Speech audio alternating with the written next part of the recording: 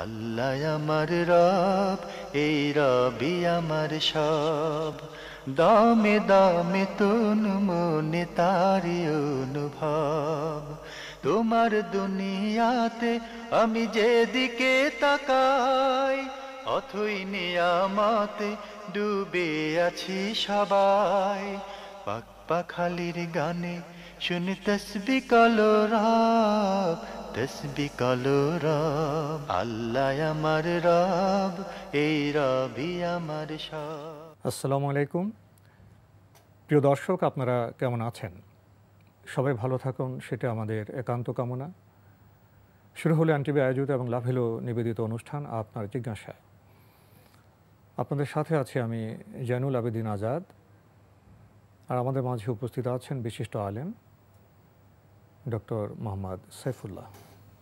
আসসালামু আলাইকুম ওয়া রাহমাতুল্লাহি ওয়া বারাকাতুহু। প্রিয় দর্শক, চলুন তাহলে জিজ্ঞাসার জগতে। শুরুতে একটি ইমেল পাঠিয়েছেন নাইমুল ইসলাম কিশোরগঞ্জ থেকে। লিখেছেন, আমরা জানি সমিতি সুদ ভিত্তিক ঋণ দিয়ে থাকে। সমিতিতে কিস্তি দিতে গিয়ে আমার কাছ থেকে কেউ যদি টাকা হাওলাত নেয়, তাহলে আমার পাপ হবে কি?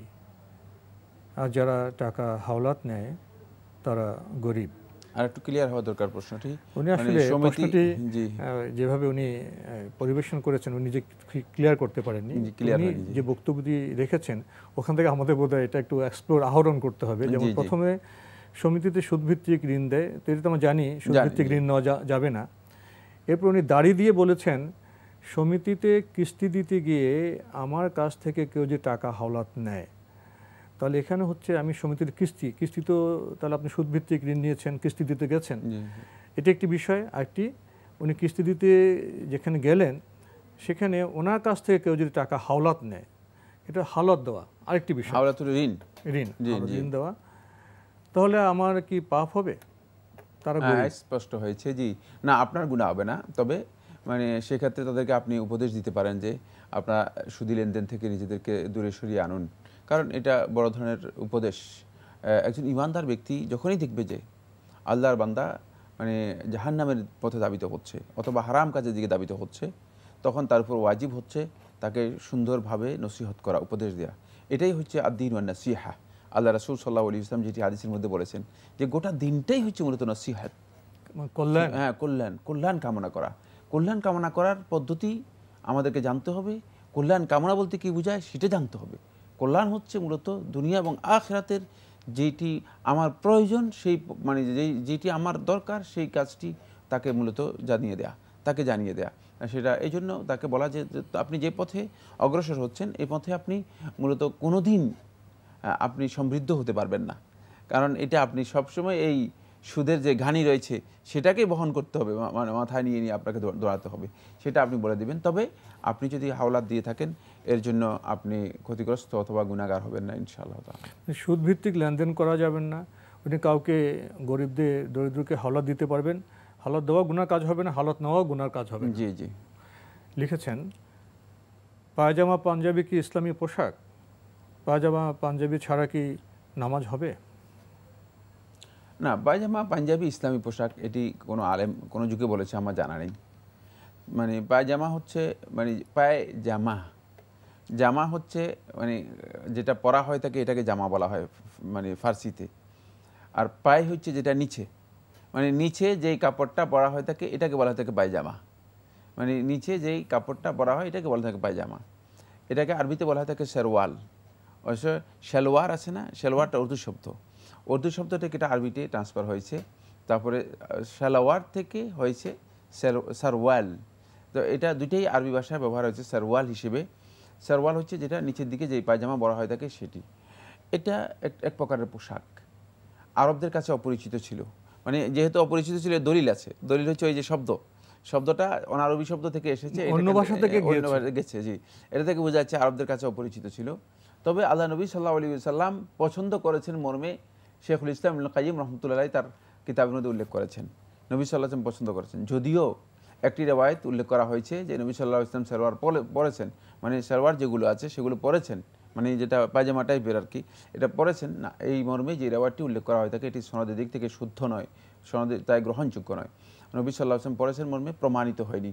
কিন্তু মানে নবী সাল্লাল্লাহু আলাইহি ওয়াসাল্লাম পছন্দ করেছেন, শেখুল ইসলাম ইবনুল কাইয়্যিম রাহমাতুল্লাহ এটি বলেছেন। তাই এটা যদি কেউ পড়েন তিনি পড়তে পারেন। নবী সাল্লাল্লাহু আলাইহি ওয়াসাল্লাম বিভিন্ন দেশি পোশাক পরেছেন, জায়েজ, জায়েজ, বিভিন্ন দেশি পোশাক পরেছেন, এটাই একমাত্র ইসলামী পোশাক, নির্দিষ্ট করা যাবে না। আর দ্বিতীয় হচ্ছে পাঞ্জাবি। পাঞ্জাবি এটা পাঞ্জাবের লোকেরা পড়তো, মানে পাঞ্জাব কোথায় সেটা তো আমরা জানি, পাকিস্তানের একটা প্রদেশের নাম হচ্ছে পাঞ্জাব, ভারতও আছে, পাকিস্তান আছে। তো এই পাঞ্জাবের যারা অধিবাসী তারা মূলত এই পাঞ্জাবিটা পরতো। পরবর্তী সময় এটা হচ্ছে কমন পোশাকে পরিণত হয়েছে এবং বেশিরভাগ ক্ষেত্রে দেখা যায় যে মানে আলেম ওলামারাও অনেকে এটা পরে থাকেন, আলেম ওলামা অনেকে পরে থাকেন। এই জন্য হয়তো কেউ কেউ মনে করেছেন যে আলেমরা যেহেতু পরে মানে এটা ইসলামী পোশাক, এর নাম দিয়েছেন ইসলামী পোশাক। আসলে ব্যাপারটি এমন নয়, ইসলামী পোশাক ব্যাপারটি এমন নয়, বরং এটা মানে একটা প্রচলিত একটা পোশাক। ইসলাম পোশাকের ব্যাপারে সুনির্দিষ্ট কিছু কোড দিয়েছে, নিয়ম নীতি দিয়েছে। সুনির্দিষ্ট কোনো কাটিং এর ড্রেস বলেননি, কিন্তু কোনো কাটিং দেননি, কোড দেওয়া আছে, কিছু বিধান দেওয়া আছে। হ্যাঁ, কোড দেওয়া আছে।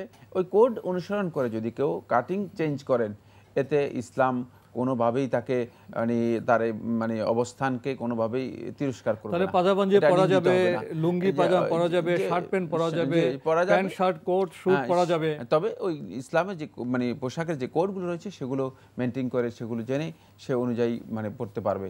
এক্ষেত্রে পোশাকের ব্যাপারে উন্মুক্ত রাখা হয়েছে এই জন্য, কারণ হচ্ছে ইসলাম হচ্ছে মানে বিশ্বজনীন, এটা স্বভাবসম্মত। ইসলামের মধ্যে ইসলামের মধ্যে সংকীর্ণতা নেই।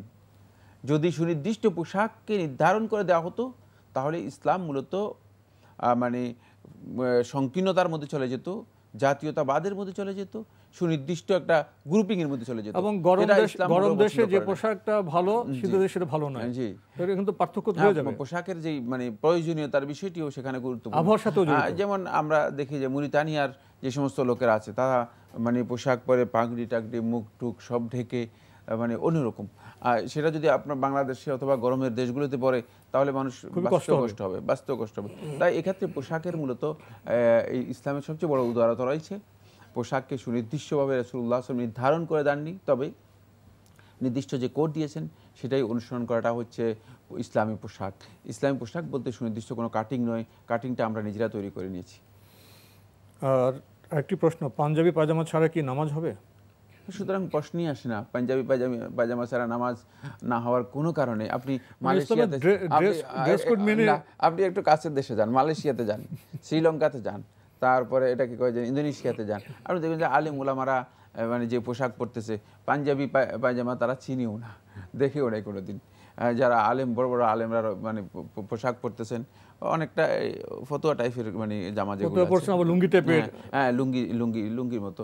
তারপরে এটা এখানে বললেন, আপনি নাইজেরিয়াতে যান, নাইজের যান, তারপরে গিনিয়াতে যান, দেখতে পাবেন যে সেখানে কোন ধরনের পোশাক পরতেছে, মানে সেটা আরেক ধরনের পোশাক পরতেছে। এই জন্য মানে এক্ষেত্রে ইসলাম যে উদারতা দেখিয়েছে সেটা হচ্ছে পোশাকের সুনির্দিষ্ট কাটিং দেওয়া হয়নি, সুনির্দিষ্ট কোনো লেবাস বা লেবেল দেওয়া হয়নি, তবে পোশাকের নিয়ম নীতি যেটা আছে সেটা অনুসরণ করাটা হচ্ছে খুবই গুরুত্বপূর্ণ বিষয়। প্রসঙ্গত আরেকটি বিষয় চলে আসে, অনেকে ভাবেন টুপি ছাড়া নামাজ হবে না, অনেকে বলেন যে টুপি নাই নামাজ পড়তে পারতেছি না, এটা কি ঠিক? না, এই বক্তব্য শুদ্ধ নয়, বরং ফতোয়া শামীর মধ্যে ইবনে আবিদিন রাহমাতুল্লাহ স্পষ্ট করে বলেছেন যে যদি কেউ টুপি ছাড়া সালাত আদায় করে থাকে তাহলে তার সালাত হয়ে যাবে। এবার আমাদের হাতে একটি দীর্ঘ চিঠি, এটি পাঠিয়েছেন কুমিল্লা থেকে তানজিনা মজুমদার। আমরা আগেও আপনার দীর্ঘ চিঠির কয়েকটি প্রশ্নের জবাব দিয়েছি, আজকে আরও কিছু প্রশ্নের জবাব দেওয়ার চেষ্টা করব। লিখেছেন, বাড়িতে একটি ইসলামী পাঠাগার করার ইচ্ছে, বাজারে অনেক বই আছে, আমি সাধারণ মানুষ কোনটা সঠিক ইসলামী শরীয়ত অনুযায়ী বই বুঝতে পারি না। ইসলামী গ্রন্থ, সাহাবীদের জীবনী, দোয়ার বই আপনাদের প্রচারের মাধ্যমে জানতে পারলাম, প্রশ্ন উত্তরে হজ ও ওমরা, যদি আপনাদের মাধ্যমে বইগুলো সংগ্রহ করতে পারতাম খুব ভালো হতো।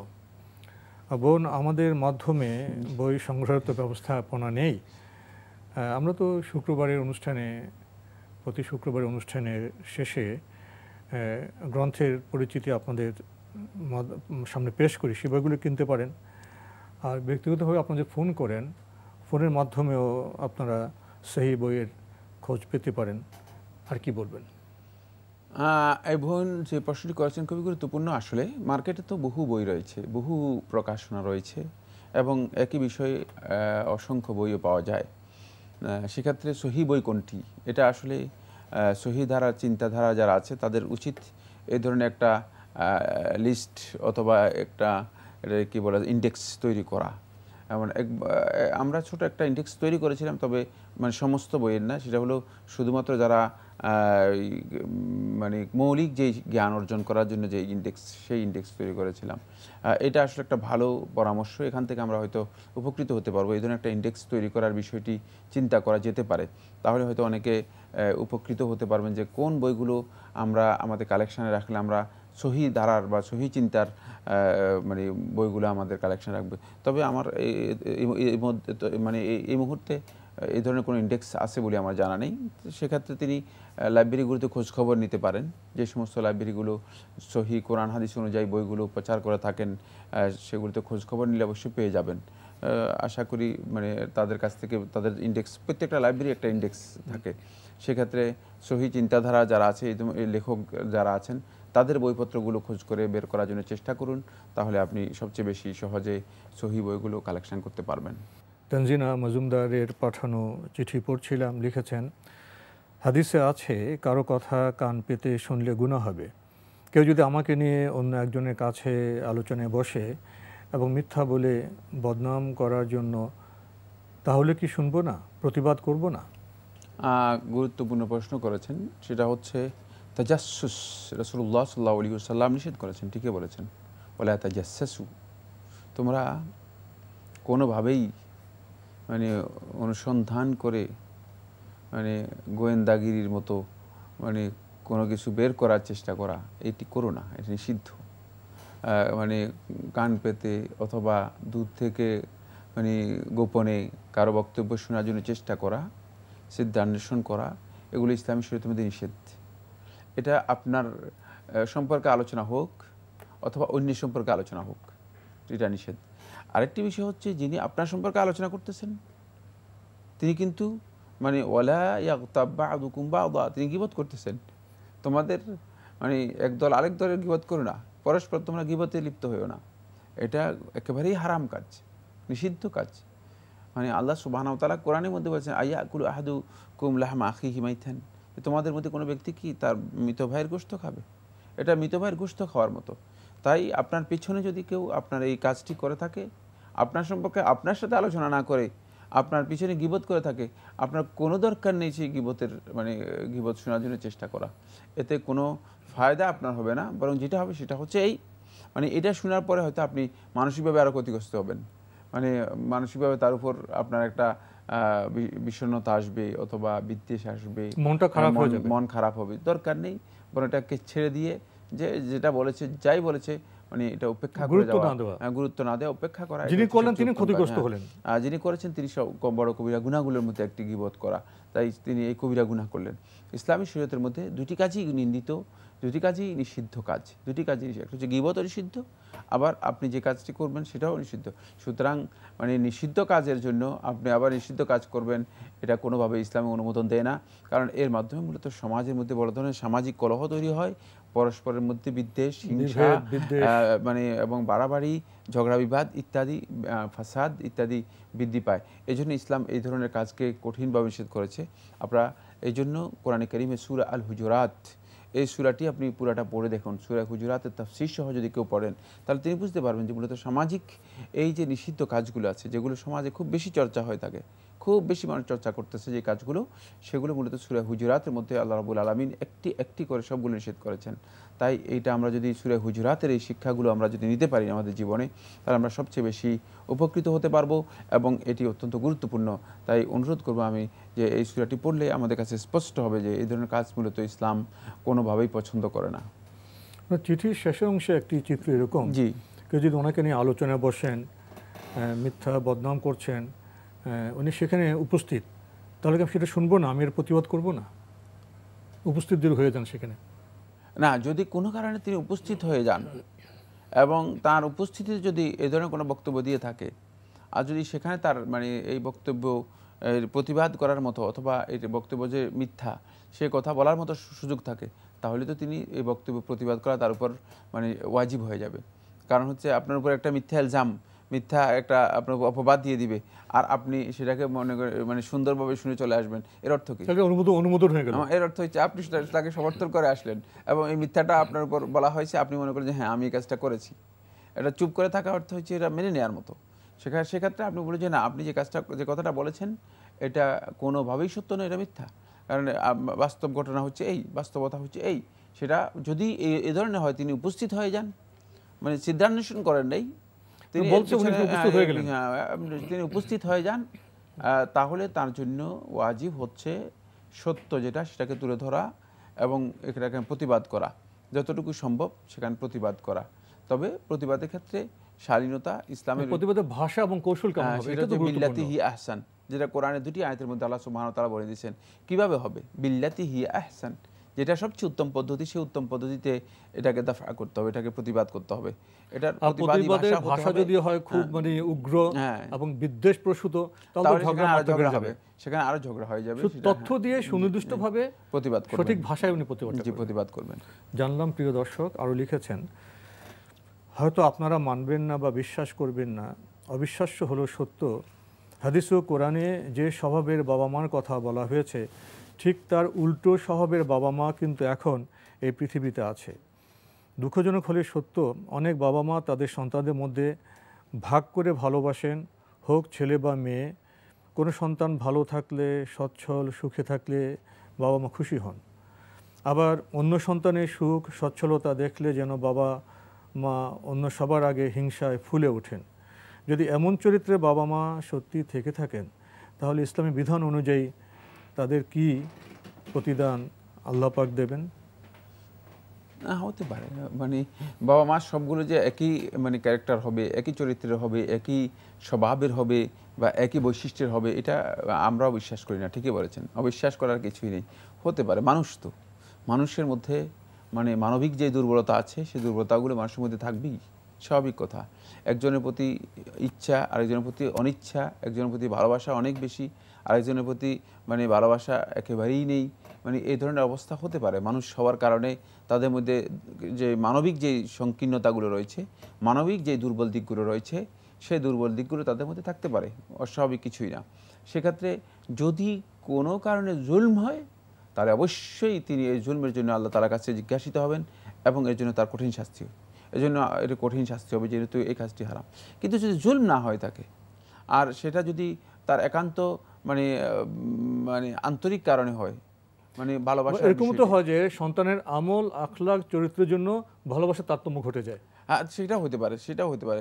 যদি মানে এই অবস্থানটি যদি তার একান্ত ইচ্ছার বাইরে চলে যায়, যেমন ভালোবাসা কিন্তু কখনো কখনো ইচ্ছার বাইরে চলে যায়, মানে কারো প্রতি ভালোবাসা বেশি, কারো প্রতি কম। ছেলে সৎ চরিত্রের, খুব আদব, তো বাস্তব কারণে তো আমল আখলাকের কারণে তো ভালোবাসা কম বেশি হতে পারে। হ্যাঁ, মানে বাস্তব কারণে হতে পারে, কারণ ছাড়াও হতে পারে, কোনো কারণে হয়ে যেতে পারে। যদি এই ধরনের হয়ে যায় আর যদি এটা জুলম না হয়ে থাকে, মানে এক্ষেত্রে যদি তারা কোনো জুলম না করে থাকেন, তাহলে আল্লাহ সুবহানাহু ওয়া তাআলা তাদেরকে এর জন্য মুহাসাব করবেন না। কারণ এগুলো এমন বিষয় যেগুলো মানুষ লা ইয়ামলিকুন নাসু লিআনফুসিহিম, মানুষ নিজেদের জন্য এগুলোর মানে ক্ষমতা রাখে না, মানুষ আয়ত্তের মধ্যে থাকে না, মানে তাদের অধীনে থাকে না। ফলে এই কারণে আল্লাহ সুবহানাহু ওয়া তাআলা তাদেরকে এর জন্য পাকড়াও করবেন না, কঠিনভাবে শাস্তি দিবেন না। কারণ লা ইউকাল্লিফুল্লাহু নাফসান ইল্লা উসআহা, মানুষের সাধ্যের বাইরে আল্লাহ সুবহানাহু ওয়া তাআলা মানুষদেরকে কোনোদিন কোনো দায়িত্ব, কোনো নির্দেশ আল্লাহ রাব্বুল আলামিন অর্ডার করেন না। কিন্তু এখানে যেটা হচ্ছে সেটা হলো, যদি কোনো কারণে জুলম হয় থাকে এবং পিতামাতা যদি এর সাথে জুলমের সাথে জড়িত হয়ে থাকে, তাহলে অবশ্যই এর জন্য তারা শাস্তিপ্রাপ্ত হবেন।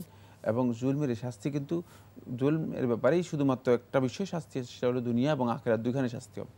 আল্লাহ রাব্বুল আলামিন জালেমকে দুনিয়াতে শাস্তি দিয়ে থাকেন এবং আখিরাতে তার শাস্তি নিশ্চিত হয়ে থাকে। সুতরাং জালিম ব্যক্তি কিন্তু দুনিয়াতে শাস্তি থেকে কোনোভাবেই মানে পার পাওয়ার সুযোগ নেই। আল্লাহ সুবহানাহু ওয়া তাআলা জালিমকে ধরবেন, ওমাল্লাহু বিগাফিলিন আম্মা ইয়ামালুজ জালিমুন, জালিমরা যা করছে আল্লাহ তাআলা এগুলি থেকে গাফিল নন।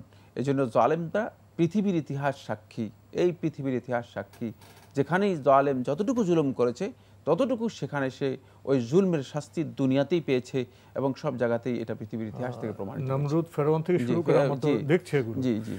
তো আমরা খুবই গুরুত্বপূর্ণ বিষয়ে শুনছিলাম, সময়ের অভাবে আমাদের আজকে এখানে শেষ করতে হচ্ছে। আপনাকে অনেক ধন্যবাদ। আপনাকে অশেষ ধন্যবাদ।